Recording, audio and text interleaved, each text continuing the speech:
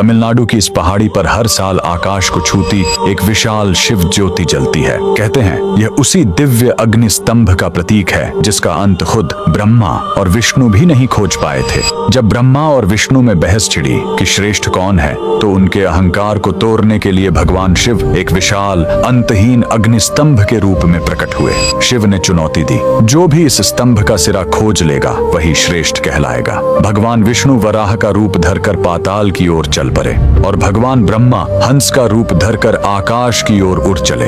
करोड़ों वर्षों के बाद भी दोनों असफल रहे। विष्णु ने लौटकर सत्यनिष्ठा से अपनी हार मान ली, लेकिन ब्रह्मा ने शिखर न देख पाने के बावजूद अपनी जीत का दावा कर दिया। ब्रह्मा के इस झूठ से शिव का रौद्र रूप प्रकट हो गया। उन्होंने अपनी जटा से महाकाल भैरव को उत्पन्न किया और ब्रह्मा को दंडित करने का आदेश दिया। पलक झपकते ही भैरव ने ब्रह्मा के उस 5वें सिर को काट दिया जिसने झूठ बोला था। इस दंड से ब्रह्मा का अहंकार चूर चूर हो गया। कहा जाता है कि इसी से काल भैरव को ब्रह्म हत्या का पाप लगा, जिससे मुक्ति उन्हें काशी में मिली। इसके बाद देवताओं की प्रार्थना पर वही अनंत ज्योति स्तंभ शांत होकर तमिलनाडु के तिरुवन्नामलय शहर में इसी अरुणाचल पहाड़ी के रूप में स्थापित हो गया। यह पहाड़ी स्वयं भगवान शिव का अग्नि स्वरूप मानी जाती है और इसी पहाड़ी की तलहटी में बना है भव्य अरुणाचलेश्वर मंदिर, जो अग्नि तत्व का प्रतिनिधित्व करता है। और आज भी भगवान शिव के उसी अनंत ज्योति स्वरूप की याद में हर साल कार्तिकेय दीपम के दिन इसी पहाड़ी के शिखर पर यह महादीपम जलाया जाता है। भगवान शिव के सभी भक्त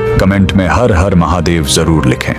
तमिलनाडु की इस पहाड़ी पर हर साल आकाश को छूती एक विशाल शिव ज्योति जलती है। कहते हैं यह उसी दिव्य अग्नि स्तंभ का प्रतीक है जिसका अंत खुद ब्रह्मा और विष्णु भी नहीं खोज पाए थे। जब ब्रह्मा और विष्णु में बहस छिड़ी कि श्रेष्ठ कौन है, तो उनके अहंकार को तोड़ने के लिए भगवान शिव एक विशाल अंतहीन अग्नि स्तंभ के रूप में प्रकट हुए। शिव ने चुनौती दी, जो भी इस स्तंभ का सिरा खोज लेगा वही श्रेष्ठ कहलाएगा। भगवान विष्णु वराह का रूप धरकर पाताल की ओर चल पड़े और भगवान ब्रह्मा हंस का रूप धरकर आकाश की ओर उड़ चले। करोड़ों वर्षों के बाद भी दोनों असफल रहे।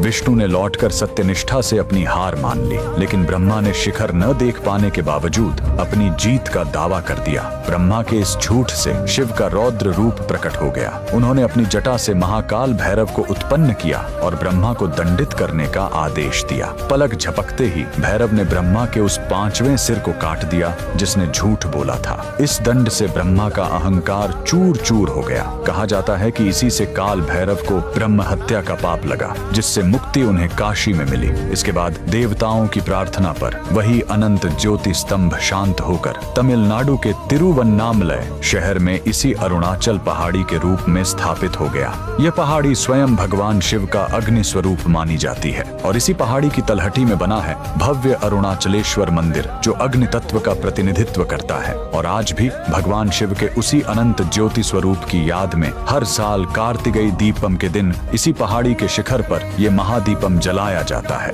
भगवान शिव के सभी भक्त कमेंट में हर हर महादेव जरूर लिखें।